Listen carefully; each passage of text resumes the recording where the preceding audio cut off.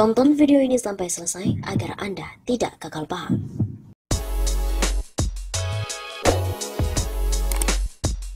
Istana terguncang. Gempa politik lebih dari magnitudo 6,5. Berpotensi tsunami politik. Sibuk menyelamatkan diri dari amukan politik akibat salah urus dan salah kelola.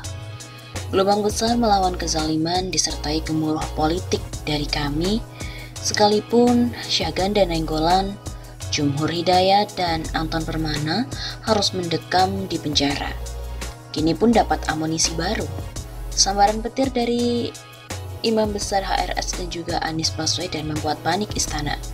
Mencari dalih, mengkasuskan mereka berdua. Berhamburan mencari alibi dan juga perlindungan. Mula-mula disembrolkan melalui lonte, murahan sebagai provokasi, dan seorang minoritas kafir yang menyala-nyala bagai anjing mau menampar Anies Baswedan. Redup dan akhirnya tidak mempan. Skenario pun gagal total. Akhirnya petinggi militer mengancam, pengganggu persatuan dan kesatuan bakalan disikat. Siapa? Tidak mungkin umat Islam merusak persatuan dan kesatuan. Logikanya sederhana. 90% saham NKRI dimiliki umat Islam. Tanpa umat Islam, NKRI tidak akan ada dan tidak akan pernah ada. Catat dan coba camkan baik-baik. Yang merusak persatuan dan kesatuan adalah para pengkhianat NKRI yang telah menjual dan menggadaikan NKRI kepada asing, aseng, dan asong. Seharusnya militer dan kepolisian ini berdiri di garda terdepan bersama dengan rakyat melawan pengkhianat NKRI. Bukan malah mau diadu domba dengan rakyat dan bangsanya sendiri. Selain itu, para pengkhianat NKRI adalah orang-orang yang membuka keran impor TKA Cina komunis masuk dengan mudahnya ke NKRI, menjarah kekayaan alam dan kesempatan kerja pribumi dengan tameng proyek strategis. Tidak itu saja, mereka pun sengaja diduga melanggar Undang-Undang Dasar 1945 Pasal 33 dengan mengesahkan Undang-Undang Nomor 3 Tahun 2020 tentang Minerba dan juga Omnibus Law Undang-Undang Nomor 11 Tahun 2020 tentang Cipta Kerja serta Undang-Undang Nomor 1 Tahun 2020 yang berpotensi melanggar Pasal 23 dan Pasal 27 Undang-Undang Dasar 1945. Sekarang, yang sedang mereka, yaitu para pengkhianat NKRI perjuangkan adalah masuknya RUU HIP dalam Prolegnas 2021 yang ditolak oleh mayoritas rakyat dan 4 partai, Golkar, PKS, PKB, dan PAN. Gelombang massa umat Islam bangkit dan bergerak melawan serta menghentikan skenario besar para pengkhianat NKRI yang disupport Cina komunis dan ante-antenya. Upaya untuk kriminalisasi Imam Besar HRS dan Anies Baswedan melalui kerumunan Petamburan akan memicu gelombang besar yang menggoyangkan istana. Sekali lagi, kita berharap militer dan kepolisian jangan mau diadu domba. Kali ini umat Islam tidak akan tinggal diam. Teriakan hidup mulia atau mati syahid akan menggema seantero bumi pertiwi. Sebelumnya pun diberitakan bahwa Panglima TNI mewanti-wanti soal provokasi dan Habib Rizik. Panglima TNI Marsikal Hadi Cahyanto bicara soal provokasi yang berbungkus isu identitas yang bisa mengancam persatuan. Pesan Hadi muncul setelah ada peristiwa prajurit TNI yang mendukung Habib Rizik. Seiring dengan kepulangan Imam Besar Habib Rizik ke Indonesia pada 10 November pekan lalu, muncul sebuah video viral prajurit yang menunjukkan simpatinya kepada Habib Rizik. Ada 2 kasus yang muncul. Pertama, kasus Kopda Asyari dari TNI Angkatan Darat. Dalam video yang viral 17 detik, dia duduk di belakang truk, merekam video dan menyampaikan bahwa dia bersama Habib Rizik. On the way bandara, persiapan pengamanan Imam Besar Habib Rizik siap. Kami bersamamu Imam Besar Habib Rizik siap. Akibat perbuatannya, Kopda Asyari mendapatkan sanksi administrasi dan ditahan 14 hari. Kedua, kasus Serka BDS yang diperiksa POM TNI Angkatan Udara gara-gara menyanyikan lagu penyambutan untuk Habib Rizik.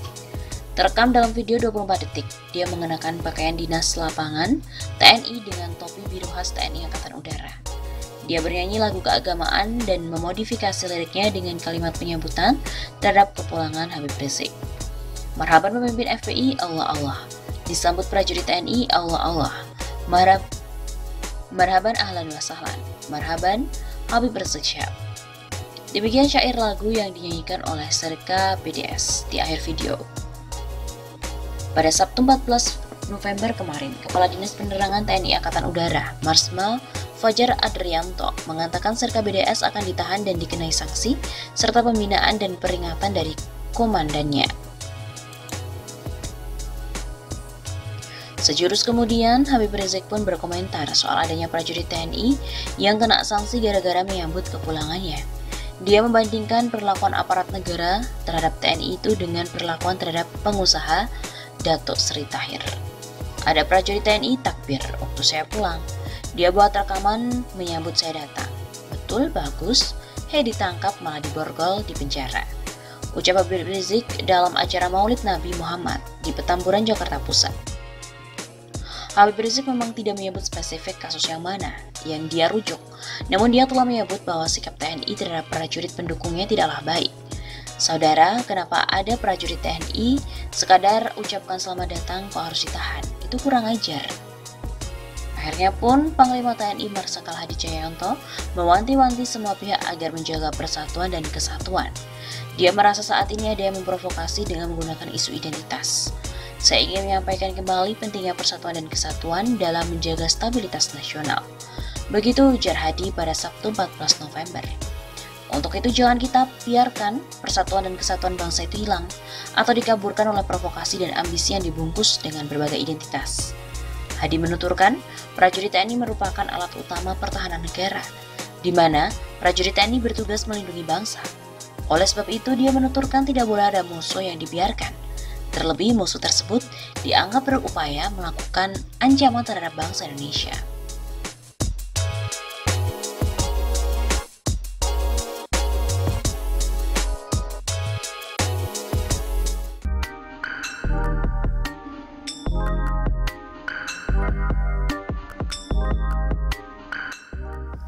Anies Baswedan akan temui Habib Rizik subuh ini.